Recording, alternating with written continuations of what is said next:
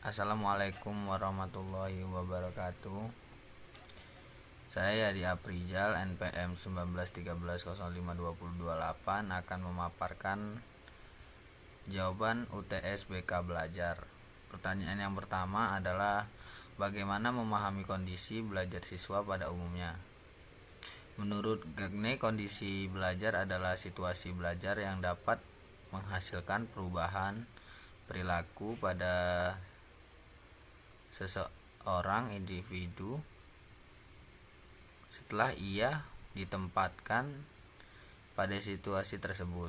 Karena itu, untuk memahami kondisi belajar siswa pada umumnya, kita harus memahami dulu bahwasanya kondisi belajar siswa itu dibagi menjadi dua, yaitu kondisi internal dan eksternal. Yang pertama, kondisi belajar eksternal itu adalah kemampuan yang telah ada pada diri individu sebelum ia mempelajari sesuatu yang baru yang dihasilkan oleh seperangkat proses transformasi. Lalu, kondisi belajar eksternal pada siswa itu adalah situasi perangsang di luar diri siswa, seperti lingkungan belajar siswa. Maka untuk memahami kondisi belajar siswa pada umumnya, kita harus mengetahui kondisi internal dan kondisi eksternal yang ada di dalam diri siswa. Untuk memahami internal sendiri meliputi faktor jasmani, faktor psikologis.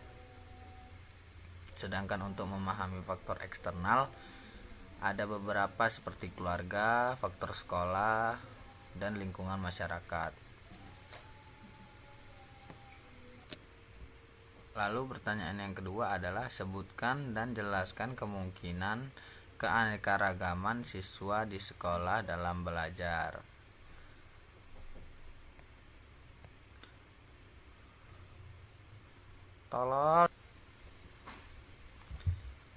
Krobach pada tahun 1954 mengemukakan ada 5 aspek atau elemen dalam proses belajar. Kelima elemen ini merupakan langkah-langkah atau proses belajar yang berlangsung dalam diri individu. Kelima elemen proses belajar tersebut ialah: yang pertama adalah tujuan, kedua kesiapan. Yang pertama tujuan, yang kedua kesiapan, yang ketiga respon atau tindakan, keempat akibat, dan yang kelima adalah reaksi terhadap kegagalan. Pengalaman sukses dan gagal dalam proses itu bersifat individual. Misalnya saja, dalam suatu ujian, ada siswa yang sudah merasa berhasil kalau dia mendapatkan nilai 6, tapi ada siswa yang merasa nilai 6 itu sebagai kegagalan dalam pelajaran. Reaksi terhadap kegagalan ini tergantung pada taraf keinginan atau taraf aspirasi siswa mengenai prestasi belajarnya.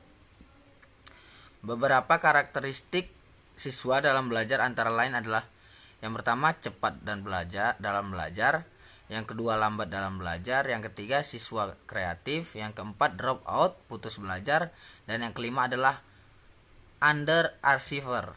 Siswa yang tergolong underachiever adalah siswa yang memiliki taraf intelijensi yang tergolong tinggi, tetapi prestasi belajar yang dicapainya tergolong rendah di bawah rata-rata. Secara potensial, siswa yang memiliki taraf intelijensi yang tinggi mempunyai kemungkinan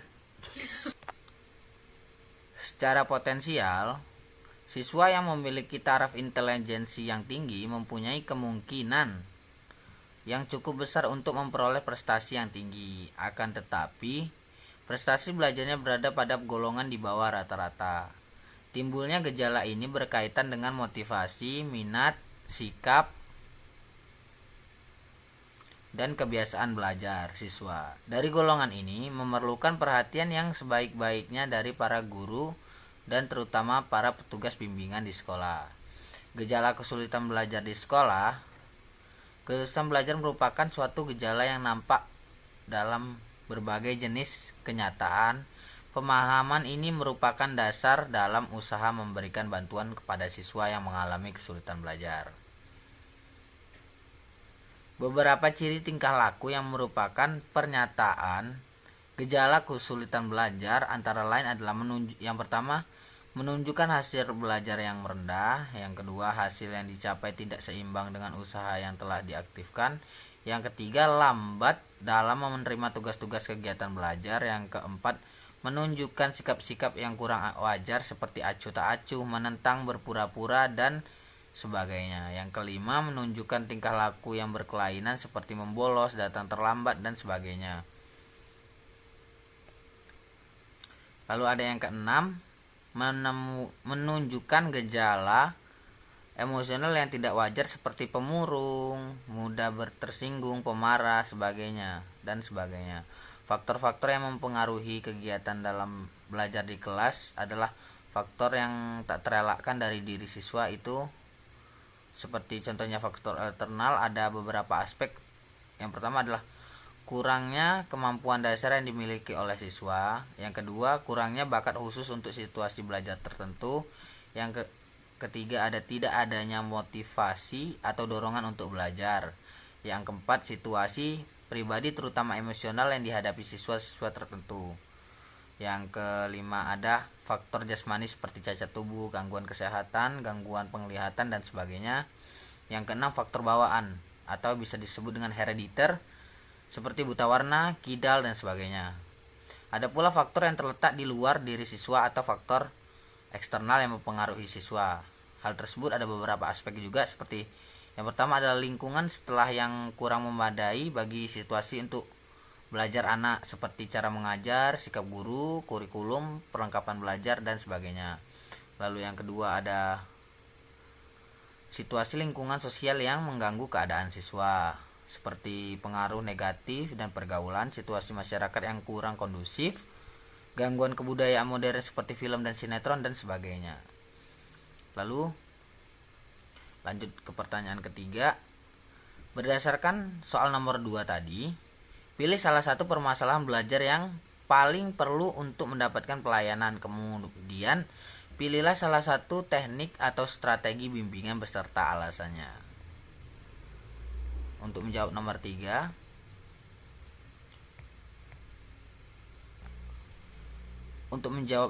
adalah akan saya bahas dengan aspek drop out.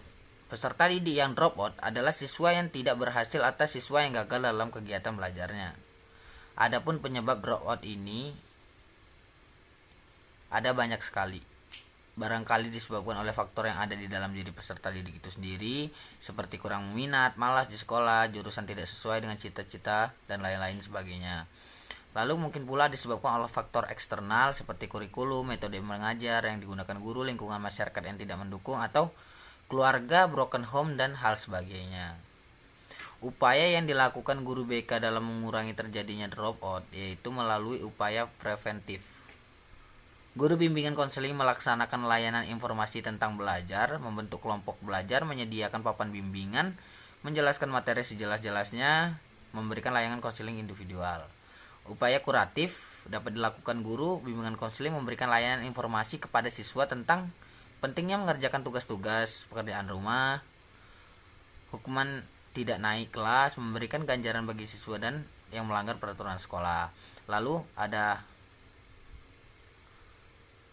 upaya persuasif, guru bimbingan konseling memberikan layanan informasi tentang menjalin komunikasi yang baik, menyelaraskan tuntunan dirinya dan lingkungan sekolah, memberikan layanan informasi tentang memahami peraturan di sekolah, tidak boleh berpaku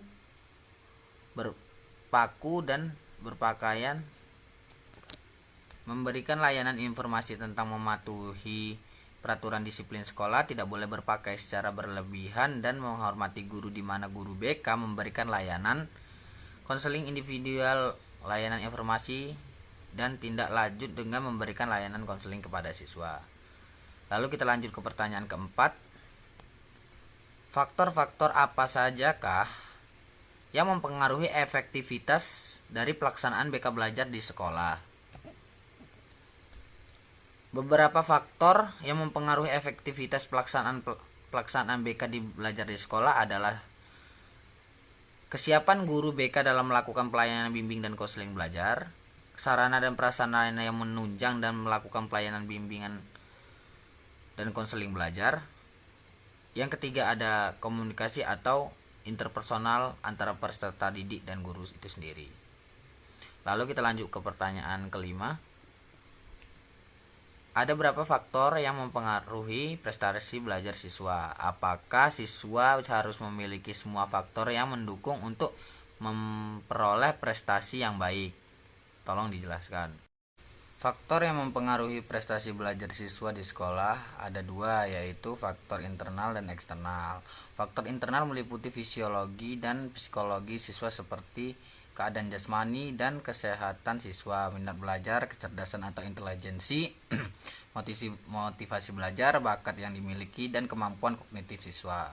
Lalu faktor eksternal meliputi lingkungan keluarga, lingkungan masyarakat, lingkungan sekolah seperti kurikulum, program, metode mengajar guru, sarana, dan fasilitas. Untuk memperoleh prestasi yang baik, siswa harus memiliki faktor-faktor tersebut, karena jikalau hanya mengandalkan proses pembelajaran saat itu tidak cukup.